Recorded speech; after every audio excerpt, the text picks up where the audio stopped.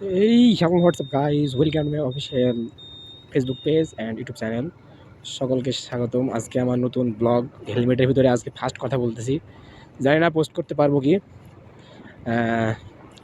আর আমি এখন বাসায় যাচ্ছি। বাজছে কয়টা, 8:30 মেবি, 8:24। আর কি বলবো, খুবই নার্ভাস, কারণ রমজান মাস।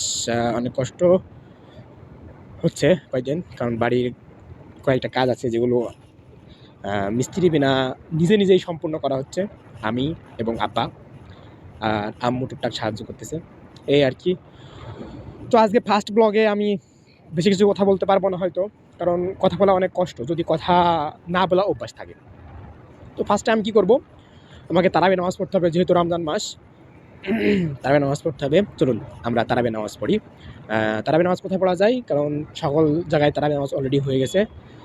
তারাবি নামাজ কই পড়া যায়, তারাবি নামাজ পড়তে হবে ওই যে এতিমখানায়, গাংনী এতিমখানায়। এখন আছে আমি গাংনী বাজারের উপরে, যেটা মেহেরপুর জেলা, খুলনা বিভাগের ভিতরে পড়ে। আজকে ফার্স্ট ব্লগ, কথা বলতে বলতে গাড়ি চালানো আসলে অনেক রিস্কড, আসলে অনেক রিস্কড। তাই আমার অভ্যাস নাই কথা বলতে বলতে গাড়ি চালানো, আমাকে অভ্যাসটা করতে হবে, কারণ ক্যামেরার দিকে সেভাবে আমি খেয়াল রাখতেও পারবো না। জানি না ভয়েস কেমন নিতেছে, যেহেতু আমার যে ভয়েস অ্যাডাপ্টার আছে, অ্যাডাপ্টার না কি কয়, এটা খুব বেশি একটা উন্নত মানের না, মোটামুটি চলে, মোটামুটি খুব বেশি একটা উন্নত মানের না। 80 টাকা দিয়ে আমি একটা ইয়ারফোন নিই এবং সেটাতে আমার ভয়েস রেকর্ড চলতেছে। আচ্ছা ঠিক আছে, আমি একটা বাসের পেছনে আসি। হেলমেট থাকা সুবিধা আসলে অনেক, হেলমেটের অতুলনীয় সুবিধা, কিন্তু বাসের পেছনে যাওয়া আসলে ঠিক না। এই শালারা এত হারামি হয়, ধারণার বাইরে। যাই হোক, আমি নামাজে যাবো, এদেরকে গালি ক্লাস না করিয়ে, রমজান মাস, চলুন আসুন সামনে যাই।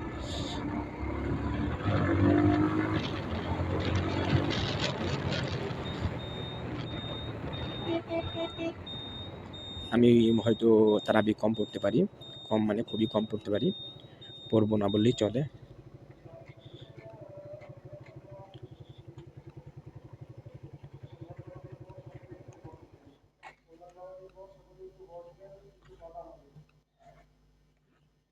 ঠিক আছে, ভিডিও আচ্ছা এখানে শেষ করি ভিডিও।